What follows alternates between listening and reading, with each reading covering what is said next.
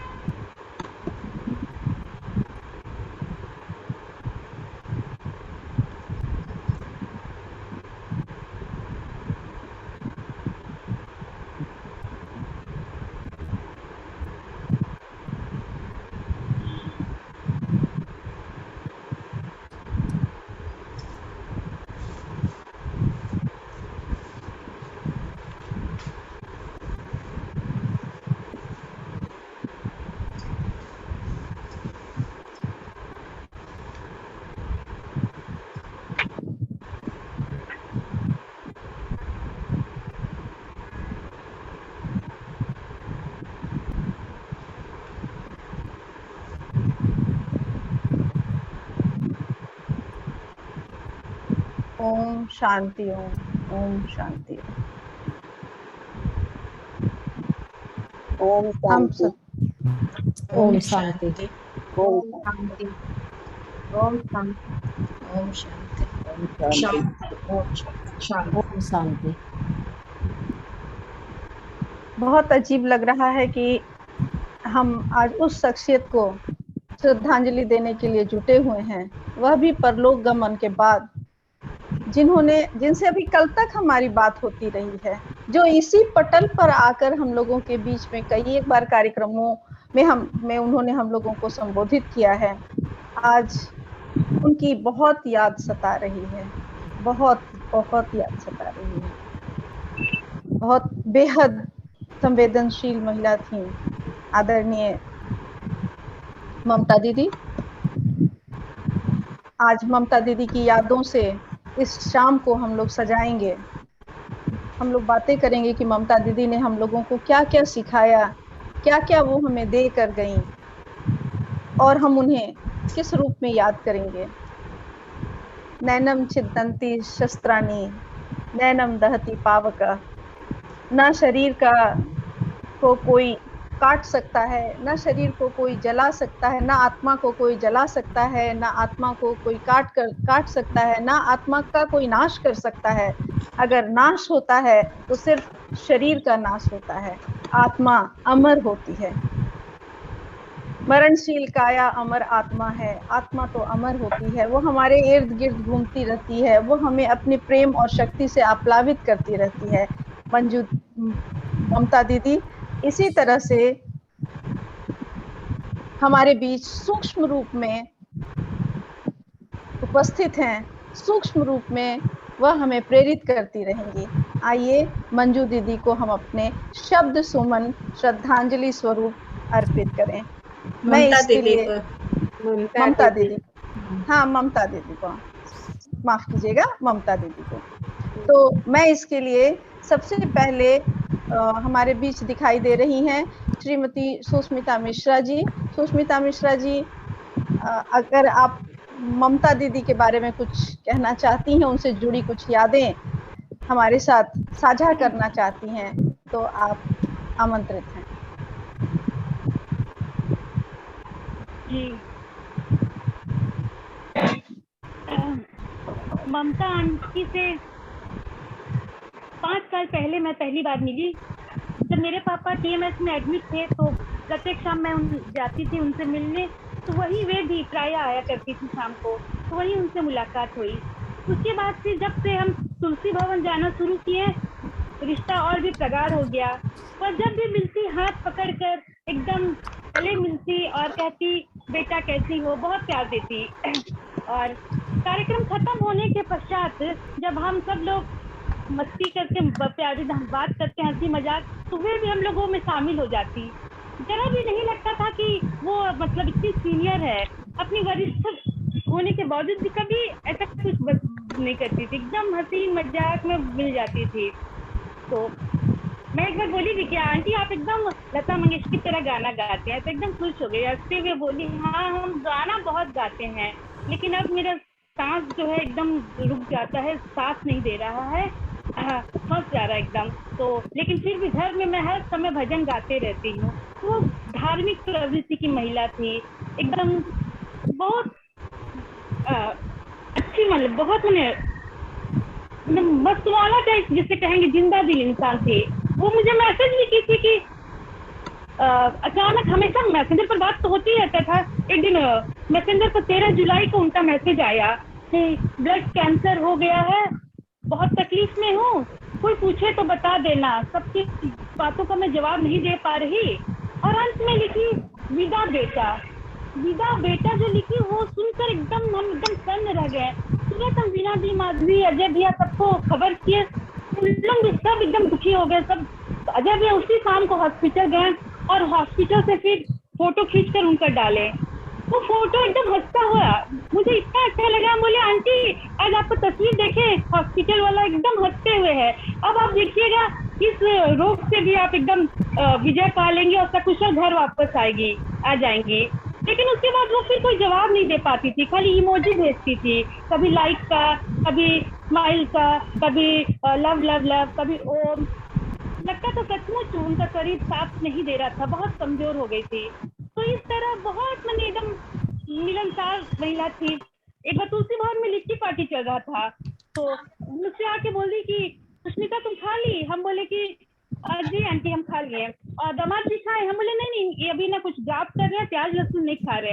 तुरंत गई, एक तो था प्लेट और चम्मच लेकर आई और अपना बैग से एक टिफिन निकाली और उसमें से साबूदाना का कुछ व्यंजन बना के लाई थी, डाल दी।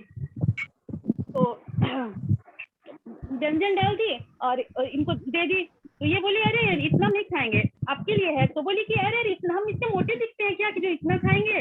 ये मेरी बहू इतना दे देती है, चलिए हम लोग दोनों जन भी खाएंगे, सब कुछ खा रहा है। इस तरह की महिला थी। आज की स्वार्थ भरी दुनिया में ऐसी छोटी छोटी बातें हैं जो कि याद रह जाती है, और ये सब बात को याद करके हम लोग एकदम आज भी बहुत एकदम दुखी हो जा रहे हैं। तो ममता आंटी को हम अपने इन्हीं शब्दों के साथ श्रद्धांजलि अर्पित करते हैं।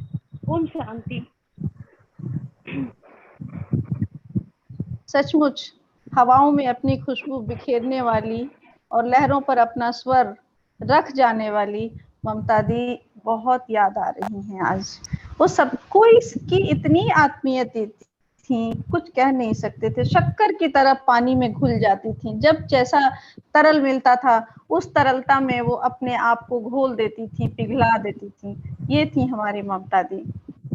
हमारे बीच आदरणीय शकुंतला दी हैं। शकुंतला दी, आप कुछ बोलना चाहेंगी ममता दीदी के विषय में? हाँ, मैं अपनी श्रद्धांजलि जरूर अर्पित करना चाहूंगी। जी दीदी। ममता दी से मेरा परिचय बहुत पुराना था, दूसरे रूप में।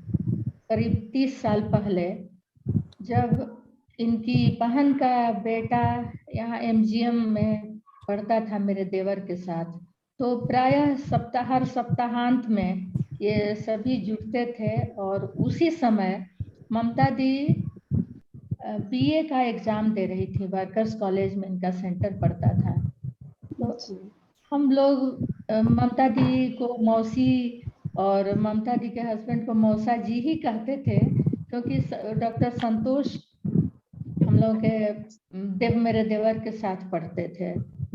उस समय का परिचय था। और दिन भर ममता दी एग्जाम जितना देर देती थी, इनके मौसा जी हमारे घर में रहते थे। मेरे हस्बैंड उस समय थे, उनके साथ बातचीत होती रहती थी। उसके बाद बीच में फिर संपर्क एक तरह से टूट सा गया था। लेकिन ममता दी हमारी यादों में थी ही। और ममता दी ने मुझे खोज के ये मुझसे मिली और मुझको लेकर गायत्री शक्तिपीठ गई, गोल पहाड़ी। और उस समय से मेरे साथ ये लगातार इनसे संपर्क मेरा बना रहा। अब सहयोग की मैं जब मेंबर बनी तब से तो ममता दी से बराबर ही मिलती रही। इनके घर उनको छोड़ना, ये करना, क्या बोलूं। ममता दी शुरू में बहुत कर्मठ, बहुत दबंग थी, स्पष्टवादी। बाद में उनके हस्बैंड जब गुजर गए उसके बाद से उनका सारा स्वभाव ही बदल गया। वो बहुत इमोशनल रहा करती थी और बहुत सारी बातें मेरे घर भी आती थी। बहुत देर हम लोग बात करते थे, बहुत कुछ, उनका दुख मेरा दुख, ऐसा करके।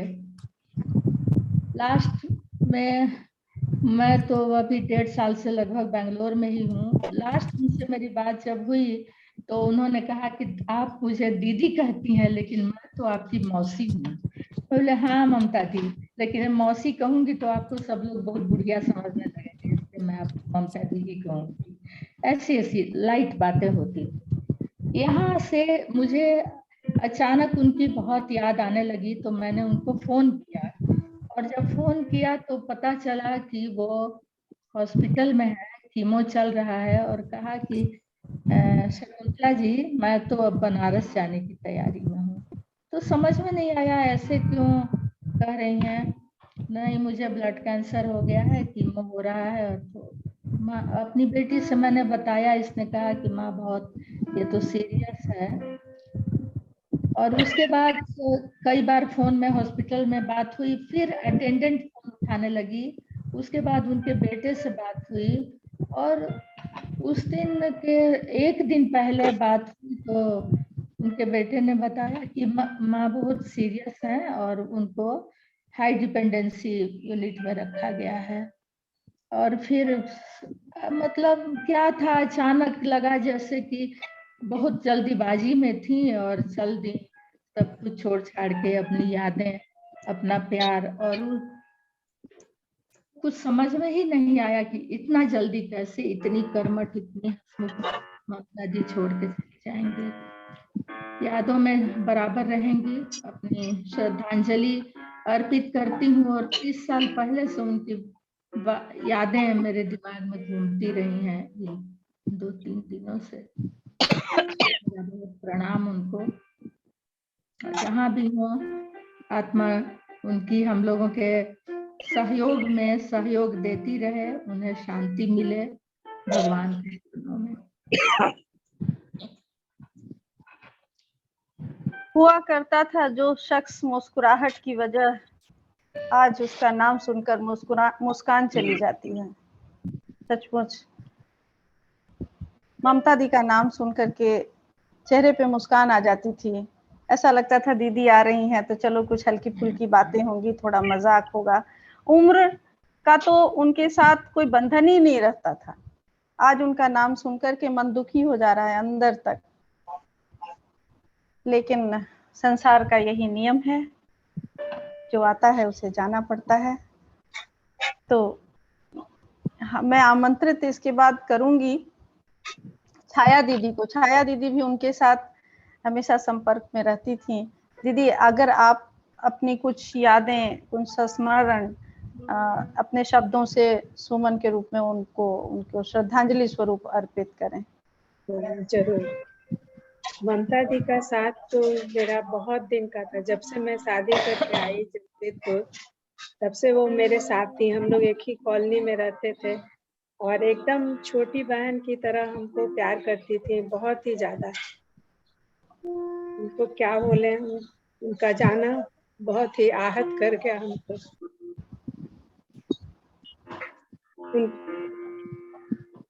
उनके साथ मैं हमेशा किसी भी सहयोग का प्रोग्राम हो या तुलसी भवन का प्रोग्राम हो, मैं हमेशा उनके साथ जाती थी। वो हमेशा हमको प्रोत्साहित करती रहती थी। मैं थोड़ी स्वभाव से संकोची हूँ, लेकिन वो हमेशा हमको आगे बढ़ने में हमको वही साथ दी मेरा। किसी भी मैं स्टेज पर जाने से घबराती थी, लेकिन वो बहुत हमको प्रोत्साहित करती थी कि नहीं जाइए, आप बोलिए। आप हमेशा हमको छोटी बहन की तरह बहुत प्यार दी।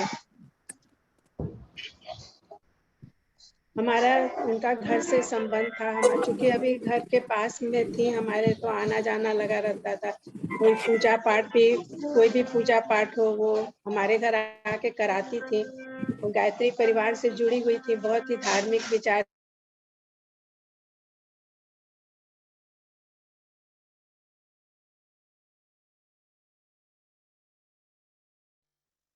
आपकी आवाज नहीं आ रही है छाया आंटी, आवाज नहीं आ रही है, म्यूट हो गया है। आवाज नहीं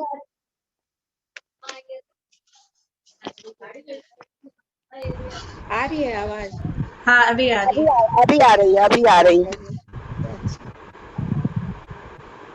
ममता दी का साथ मेरा बहुत पुराना साथ है। मेरी शादी को 50 साल हो रहा है और तब से वो मेरे, जब मैं शादी करके आई तब से मैं उनके साथ रही। कुछ दिन बीच में संपर्क खत्म हो गया था, लेकिन जब से हम लोग सोनारी में हैं, वो सोनारी में ही रहती थी, तो आना जाना लगा रहता था। वो एकदम हमको छोटी बहन की तरह प्यार करती थी। कुछ भी अगर एकदम हक के साथ कुछ भी समझाती थी।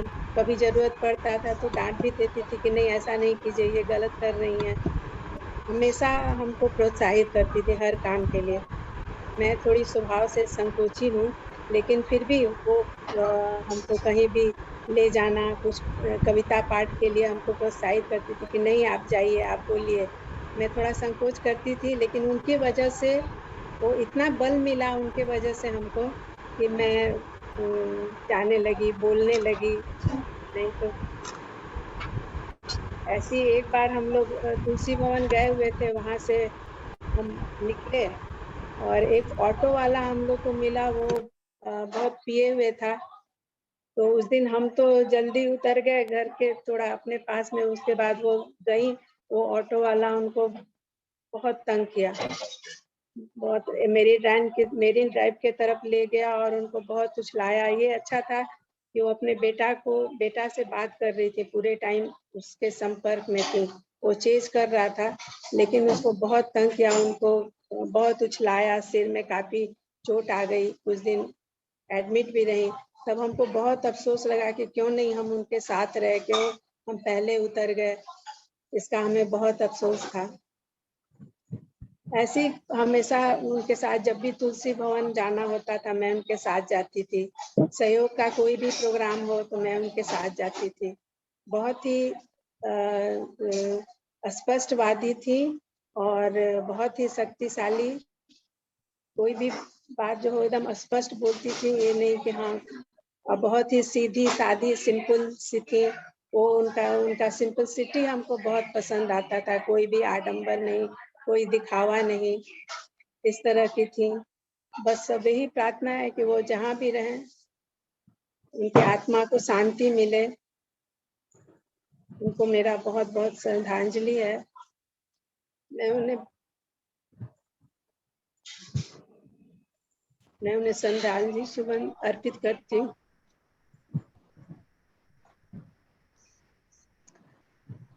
कभी कभी किसी की याद इतनी आती है कि रोने के लिए रात भी कम पड़ जाती है। सचमुच ऐसी ही एक शख्स थी आदरणीय ममता सिंह दीदी। हम सबों की यादों में वो इतनी प्यारी उनकी प्रतिमूर्ति है कि हम सब भुला ही नहीं पा रहे हैं। पिछले दिनों उनसे काफी नजदीकियां बढ़ गई थी। एक पुस्तक का मैं संपादन कर रही थी जिनमें उनकी भी कविताएं थी भोजपुरी की, और वो घंटों घंटों बात करती थी। ना उनकी बातें खत्म होती थी और ना उन बातों की रोचकता कम होती थी। ये थी हमारी ममता दीदी। तुलसी भवन में कोई भी प्रोग्राम होता था गाना बजाना का, हम हमेशा साथ में उनके हम लोग दोनों प्रोग्राम करते थे। जी, इसके बाद मुझे दिख रही हैं हमारे बीच में आदरणीय कृष्णा दीदी। कृष्णा दीदी, अगर आप अपने शब्द सुमन श्रद्धांजलि स्वरूप अर्पित करना चाहती हैं तो आप आइए और अपनी यादें शेयर कीजिए। मेरा भी उनसे करीब 30 साल पुराना संबंध रहा। तुलसी भवन मैं ज्वाइन की, प्रभाकर जी मुझे बुला के ले गए नाटक और म्यूजिक में भाग लेने के लिए, तुलसी भवन को थोड़ा संवारने के लिए। जाने के बाद ममता मिली, मीरा जी मिली, गीता नूर मिली।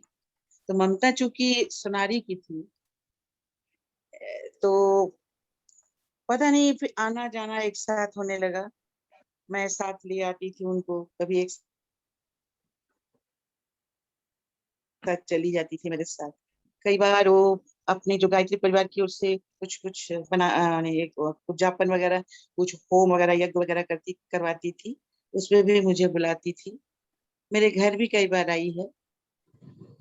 तो एक बात है, हमेशा पता नहीं उनके अंदर एक ऐसा एक तार बन जाता था सबके साथ। हम सबका सुन रहे हैं, वो जो हाथ छू के कृष्णा, हमेशा कृष्णा बोली है स्नेह करके, कभी दीदी ना कुछ ना, कृष्णा बोलती थी। और एक चीज का अफसोस है मेरे को, उनको बहुत इच्छा थी मेरे साथ एक प्रोग्राम करना।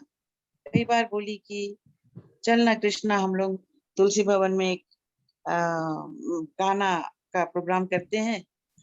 तो हम तो करवाते ही थे, हम आदि नारायण जी मिलकर कई बार तुलसी भवन में बहुत सारा गाने का प्रोग्राम किए। इधर आना जाना मेरा छूट गया है। मेरे को ये अफसोस जरूर रहेगा कि हम उसके साथ कभी गाना नहीं गा सके। कई बार मन हुआ, लेकिन बात बनते बनते बिगड़ गई, नहीं बनी बात। बहुत सारी बातें हैं, बहुत बहुत छोटी छोटी बातें हैं जो इतनी अब तो याद नहीं है, लेकिन इतना जरूर है उनके चले जाने से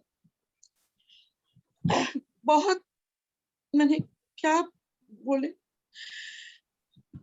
लगता बहुत कुछ छूट गया।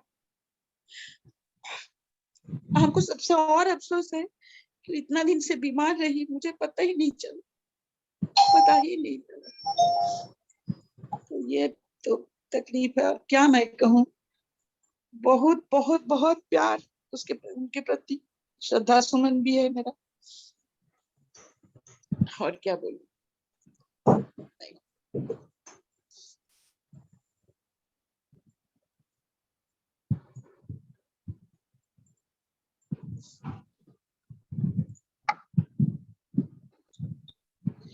एक बात और मुझे अपने मन की एक बात है, किसी के जाने के बाद हम लोग बहुत कुछ कहते हैं, वो इंसान ऐसा था, ऐसी थी, ऐसे। हम लोग जीते जी उनका प्रशंसा करना सीखे, जीते जी उनको जितना उनको मरने के बाद जो हम लोग देते हैं, उनको उनके जीते जी हम लोग वो प्रशंसा उनको करें और हृदय से उनको गले लगाए। मुझे ऐसा लगता है होना चाहिए, ये आगे से ही होना चाहिए।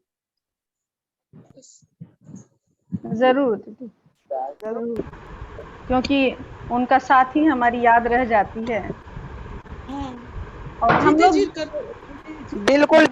बिल्कुल कृष्णा दी, आप बिल्कुल ठीक कर रही हैं, बहुत ठीक हाँ, कर रही हैं। मुझे लगता है और संतुष्ट। जी, हाँ दीदी ज्योत्सना दी। लेकिन ममता दी के साथ एक बहुत बड़ी बात थी, हम लोग उनसे बहुत प्यार किए, वो भी बहुत प्यार की हम लोगों से। तो एक नहीं, वो सही बात संध्या, जितना हो सकता था उन्होंने सबका प्यार बटोरा, और जितना लोगों को हो सकता था उनका प्यार उन्होंने अपनी झोली में भरा। वो कहते हैं ना कि तुम्हारी यादें दिल में इस तरह महफूज कर रखा है जैसे किसी ने तिजोरी में रकम बंद कर रखा है। सचमुच में उनकी याद और उनका जो अपनापन है वो हम लोगों के दिल में है। लगता है बिल्कुल हम लोग कभी भुला नहीं पाएंगे, वो हमसे कभी अलग हो ही नहीं पाएंगी, ऐसी थी वो, घुल मिल जाती थी। ज्योत्सना दी, आप भी अपनी कुछ यादें और कुछ शब्द जरूर हम लोगों से शेयर कीजिए।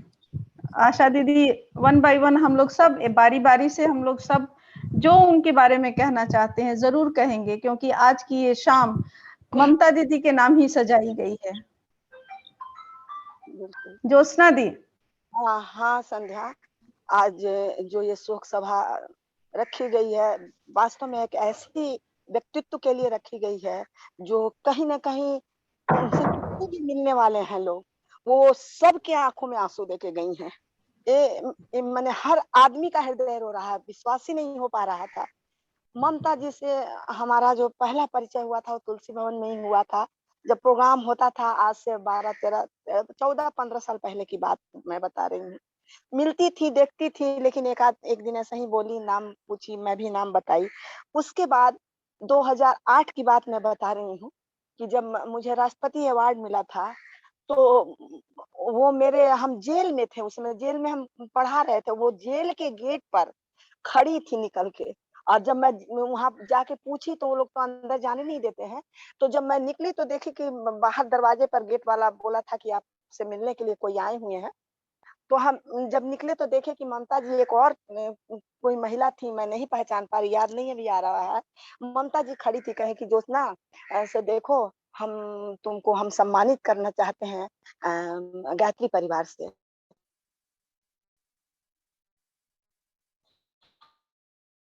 और वो आई, उसका के मैं तुम्हारे निमंत्रण दूंगी तुम्हें। और वो मेरे घर आई थी ढूंढते ढूंढते हमको, मैं उस समय टीएमएच के पास रहती थी। वो आके हमें दिन लगा ही नहीं, उसी दिन, मतलब पहले तो थोड़ी मोड़ी बात होती थी, लेकिन उस दिन लगा कि वो इतने स्नेह से, इतने प्यार से बुलाई और आके हमें वो सम्मानित की कि मैं 3-4 महिलाएं लोग आई हुई थी। मैं तो भूल नहीं सक रही हूँ कि सबसे पहला अवार्ड लेके आने के बाद सहयोग भी हमें सम्मानित किया था। उसके बाद ये ममता भी हमें सम्मानित की थी। उसके बाद तुलसी हमें सम्मानित किया गया था।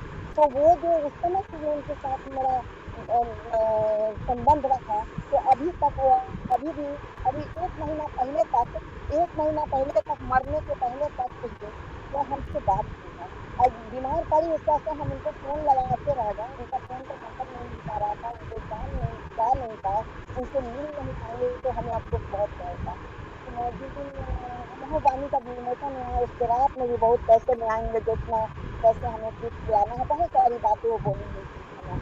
और उस दिन उसके बाद निकलने के बाद वो सबको पूछ के सबको मिठाई बांट रही थी। और उनका, मैं सोनारी के एक हाई स्कूल में एक प्रोग्राम हुआ था, स्कूल का नाम भी मैं भूल जा रही हूँ। उस समय मैं जब वहां गई तो वो मंच पे हम लोग दोनों बैठे हुए थे, वो एकदम इतना स्नेह से वो हर बात को कहती थी, हर आने के लिए बोली कि देखना मेरे घर पर या खाना खा के जाना तुम मेरे घर से। मेरे साथ कोई दूसरी महिला आई हुई थी। दो दिन बोले दीदी हम दूसरे दिन जरूर आएंगे, ये लोग को हड़बड़ी है। हमें उनके घर नहीं जाने का भी अफसोस है और उनका स्वभाव मतलब निष्ठुर हृदय की थी, बिल्कुल निष्ठुर हृदय। इतना प्रेम इतना स्नेह सबको को बांटती थी। लोग चिढ़ाते भी थे कभी कभी मजाक से, लेकिन वो कभी किसी के बातों का बुरा नहीं मानती थी। और उनका मतलब इस तरीके से जाना, और हमको कृष्णा जी की भी बात अच्छी लगी कि उनको जो बोल रही थी कि मरने के बाद लोग याद करते हैं, तो वो संध्या जी की अपनी मैंने उनको तो बहुत स्नेह मिला, बहुत सबको आदर करता था उनका।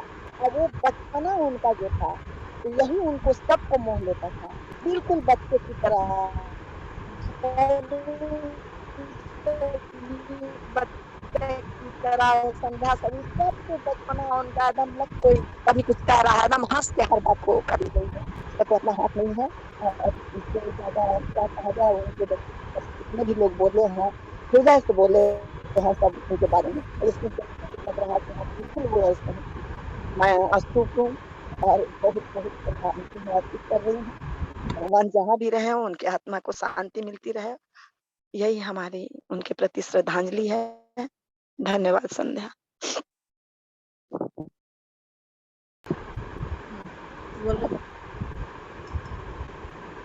हाँ संध्या।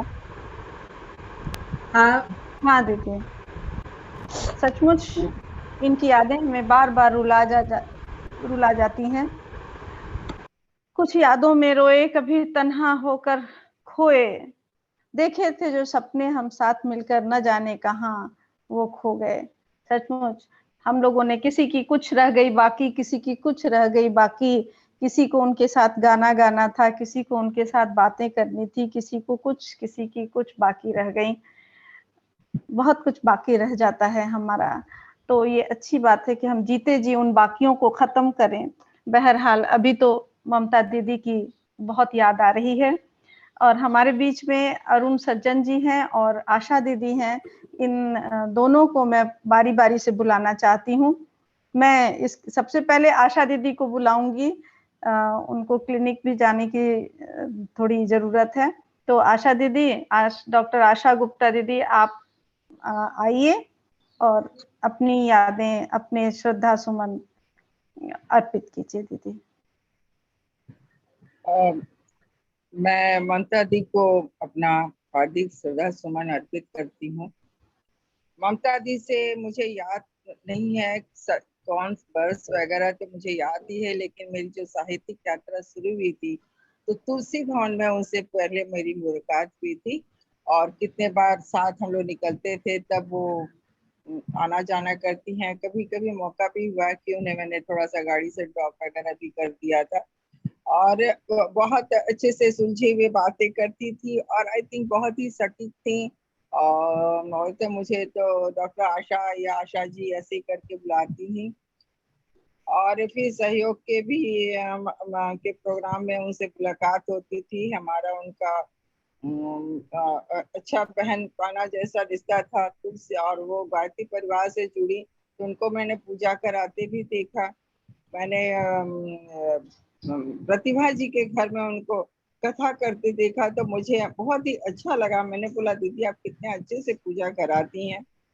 ये सब है। और ये सब तो बातें हैं। और कथा गोष्ठी या कुछ भी हुआ, जो भी यहाँ प्रोग्राम हुआ, तो उसमें जब तुलसी भवन कुछ कम हुआ मेरा जाना, तो सहयोग में प्रोग्राम में मैं देखती थी उनको, उनसे मेरी मुलाकात होती थी।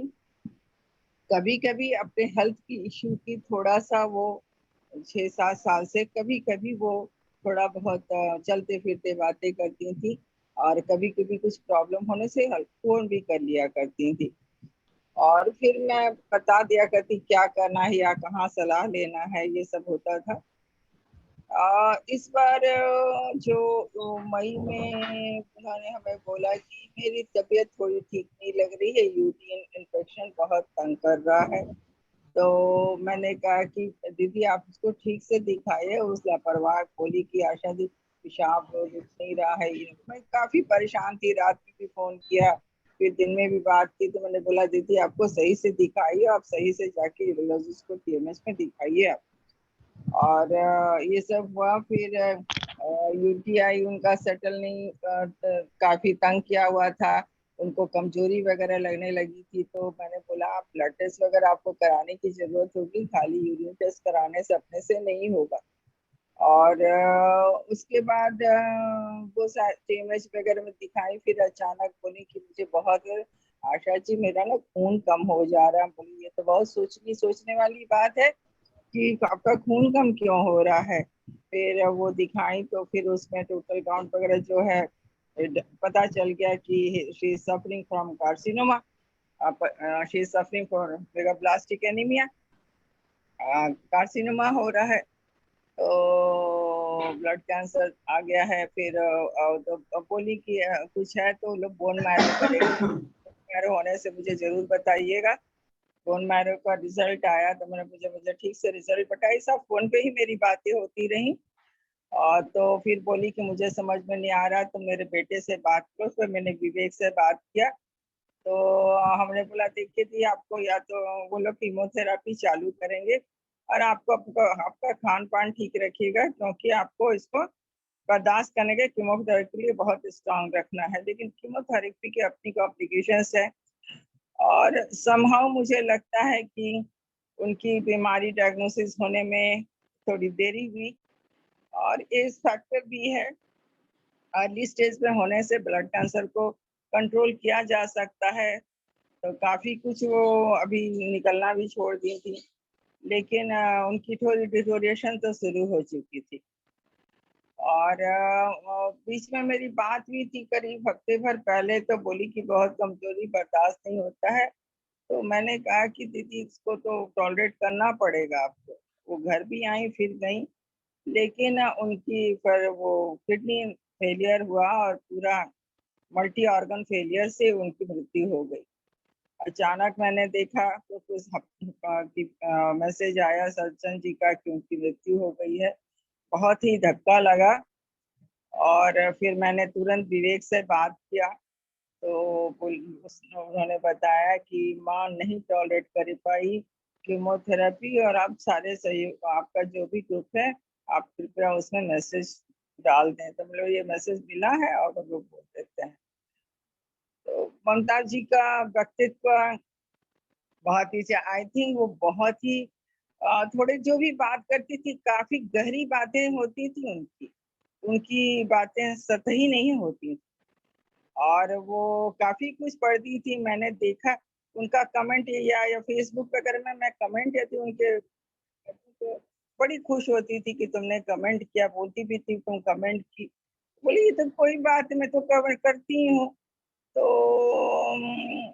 और उनको मैंने देखा है कि कुछ नहीं साधन मिलने से सुना कि वो लेके झोला निकल जाती। उनको मैंने चलते हुए भी देखा है कि वो तुलसीपुर से निकल से फट से पैदल मार्च कर दी, किसी को कुछ बोली नहीं। उनको बोलना भैया आप कहाँ जा रही हैं ऐसे, तो नहीं टेम्पो पकड़ने जा रही, तो बोले जहाँ तक है कम से कम वहां तक पहुंचा दूं।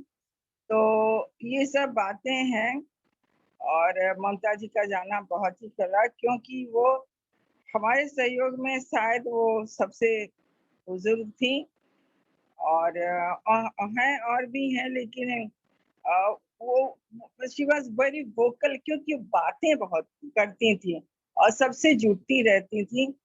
तो ये एक बहुत बड़ी कला है और सबको समझना और संयम से बात करना मुझे बहुत ही अच्छा कला है।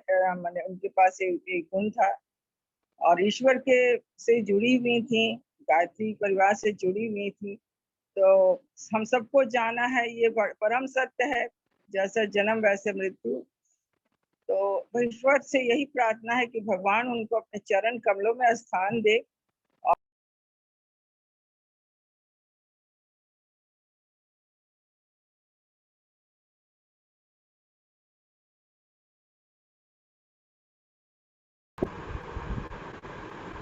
हेलो आशा दी, आपका माइक म्यूट हो गया दीदी। तो उनको ईश्वर अपने चरण कमलों में स्थान दे और उनको सदगति दे और यही हमारी प्रधान, यही मेरी श्रद्धा सुमन रहेगी और वो हमेशा तुलसी भवन सहयोग हम सबों के हृदय में जीवित रहेंगी। और पर ईश्वर की लीला का क्या कहना, मैं बहुत ही हृदय से उनको हार्दिक श्रद्धांजलि अर्पित करती हूँ। ओम शांति। जय हो। बहुत हो गया। तो कितनी याद आती है, तो कितनी याद आती है। इन यादों से पूछ, उन तारों से पूछ, उन तारों की बातों से पूछ, तो कितनी याद आती है। हमारे बीच में सज्जन जी हैं। मैं जल्दी से सज्जन जी को बुलाना चाहूंगी कि सज्जन जी कृपया आइए। आपको कुछ और आप कहीं और भी निबंधित हैं, इसलिए आप आइए और पहले अपनी बात रखिए। सज्जन जी। जी बहुत बहुत धन्यवाद संध्या जी। मेरी आवाज जा रही है क्या? आवाज आ रही है जी। ममता जी